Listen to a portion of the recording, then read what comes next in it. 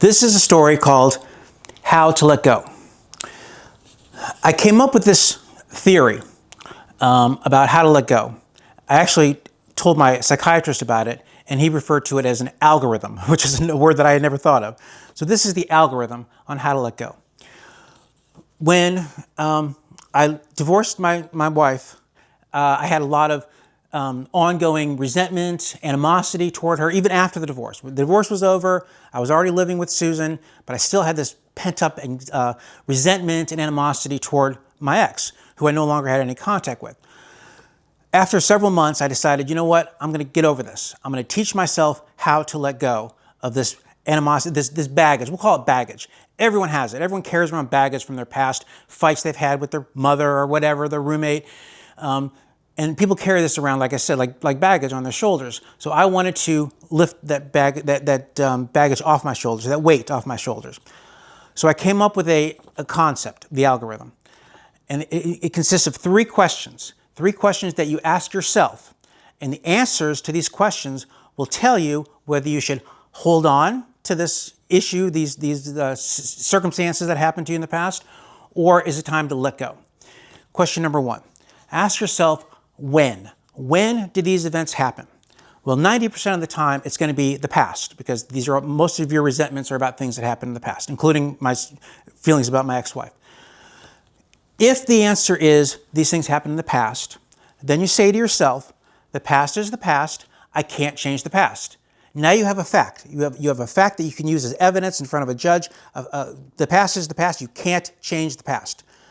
So what you say to yourself is, given the fact that you can't change the past, does it make more sense to hold on to these issues, or does it make more sense to let go?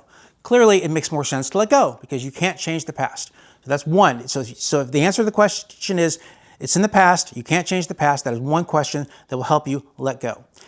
If, on the other hand, the events that you're thinking about haven't happened yet, like you're worried that in the future something terrible is going to happen to you, the same analysis applies.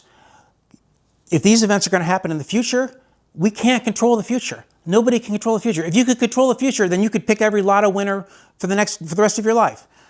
So you think about that also. That's question number two, or the question number one, part two, is if these events are going to happen in the future, then does it make more sense to hold on, or does it make more sense to let go? Obviously, it makes more sense to let go because you have no control over the future. The other possibility is that these events are happening right now. And if that's the case, then maybe you will hold on to them. Maybe you will, maybe you won't. And then you move on to question two.